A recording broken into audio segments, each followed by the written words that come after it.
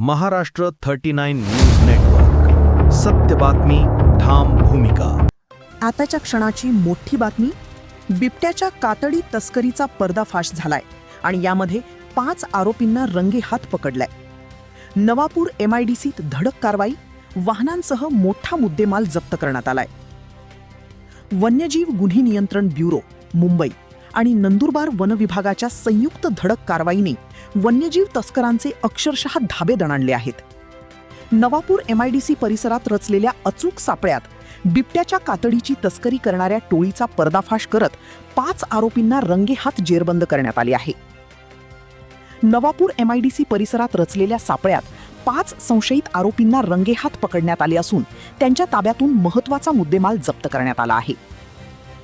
काल 15 एप्रिल रोजी मिळालेल्या खात्रीशीर गुप्त माहितीनुसार सहाय्यक वनसंरक्षक रोशन बुआ यांच्या मार्गदर्शनाखाली नंदुरबार, चिंचपाडा, नवापूर प्रादेशिक व रोहयो विभागाच्या पथकांनी अत्यंत नियोजनबद्ध पद्धतीने सापळा रचला.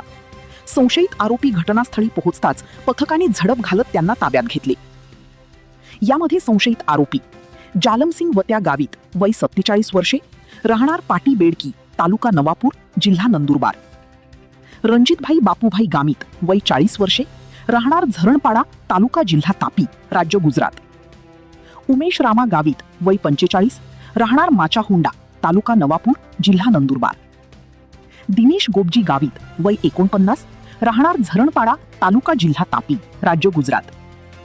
गुराजी भाद्या गावित, वय 44 वर्षे, राहणार बोरपाडा, तालुका नवापूर, जिल्हा नंदुरबार.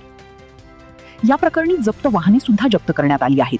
यामध्ये पांढऱ्या रंगाची मारुती स्विफ्ट कार क्रमांक GJ 26A1513, काळ्या रंगाची हुंडा युनिकॉर्न दुचाकी क्रमांक GJ 26T9668, काळ्या लाल रंगाची हिरो डिस्कवर दुचाकी क्रमांक MH39Q4460, काळ्या रंगाची हिरो स्प्लेंडर दुचाकी क्रमांक GJ 22M1447, तसेच तस्करीकडून जप्त केलेला मुद्देमाल. या कारवाईत तुकड्यांच्या स्वरूपातील बिबट्याची कातडी जप्त करण्यात आली असून या प्रकरणातून वन्यजीव तस्करीचे जाळे सक्रिय असल्याचे स्पष्ट झाले आहे. या प्रकरणी वनपाल वडक कळंबी यांनी वनगुन्हा नोंदवला असून सर्व आरोपींची वैद्यकीय तपासणी पूर्ण करण्यात आली आहे. त्यांना न्यायालयात हजर करण्यात आले आहे. ही कारवाई धुळे वनसंरक्षक नीनू सोमराज यांच्या मार्गदर्शनाखाली पार पडली. वन विभागाने स्पष्ट इशारा दिला आहे की वन्यजीव तस्करांविरुद्धची कारवाई यापुढेही अधिक तीव्र करण्यात येणार असून अशा गुन्ह्यांना कुठलीही माफी दिली जाणार नाही. वन्यजीव संरक्षणासाठी उचललेले हे कठोर पाऊल तस्करांसाठी मोठा इशारा ठरत आहे. महाराष्ट्र 39 न्यूज नेटवर्कसाठी अजय राजपूत, नवापूर.